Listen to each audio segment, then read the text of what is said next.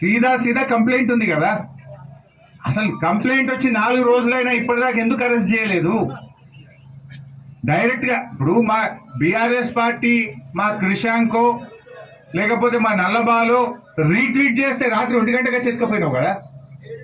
12 బజే రాత్రి ఇంటికి వచ్చి రీట్వీట్ చేస్తే వాళ్ళేమి రేపు చేయలే, మర్డర్ చేయలే, డ్రగ్స్ తీసుకోలే, ట్విట్టర్లో వాళ్ళ అభిప్రాయాన్ని రీట్వీట్ చేసింది అంతే. దానికి 1 గంట రాత్రి పోయి బీఆర్ఎస్ కార్యకర్తలు అరెస్ట్ చేసి కేసుల మీద కేసులు పెట్టి పీటీ వారెంట్లు వేసి బెయిల్ రాకుండా లోపల పెట్టిన రేవంత్ రెడ్డి 4 రోజులైనా ఒక రేప్ కేసులో కంప్లైంట్ వేస్తే ఇప్పటిదాకా నువ్వు అరెస్ట్ చేయలేదంటేనే నీ కుమ్మక్కు రాజకీయం బయటపడుతుంది. ఇప్పుడు ఇంత క్లియర్ కట్ కేసులో 4 రోజులైనా నువ్వు యాక్ట్ చేయలే. ఇప్పుడు ఏమంటున్నావు మళ్ళీ సిట్టు. నువ్వు ఇప్పటికి ఎన్ని సిట్లు వేసినావు? 10 సిట్లు వేసినాడు రేవంత్ రెడ్డి. ఒక్క సిట్ అన్న ఇప్పటికేమైనా రిపోర్ట్ ఇచ్చిందా?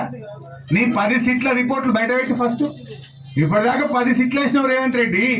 ఏ సిట్ అన్న తేల్చిందా? ఏ సిట్టు మీద చర్యలు జరిగినాయా?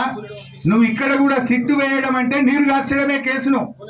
ఉద్దేశపూర్వకంగా కుమ్మక్కై నువ్వు ఇవాళ ఈ సిట్టు వేసి కేసును నీరు గార్చే ప్రయత్నం చేస్తున్నావు. లీగల్ ఇస్తాడు. ఇప్పుడు ఇంకోటి ఉంటుంది. నా డౌట్ ఇవాళ ఏంటంటే పార్లమెంట్ ఎన్నికలు రాగానే అప్పుడు సిట్ వేసింది కదా, ఏది టెలిఫోన్ ట్యాపింగ్ లీకులు వస్తాయి. ఇట్లా అయిందట, అట్లా అయిందట, సినిమా యాక్టర్లు అయిందట.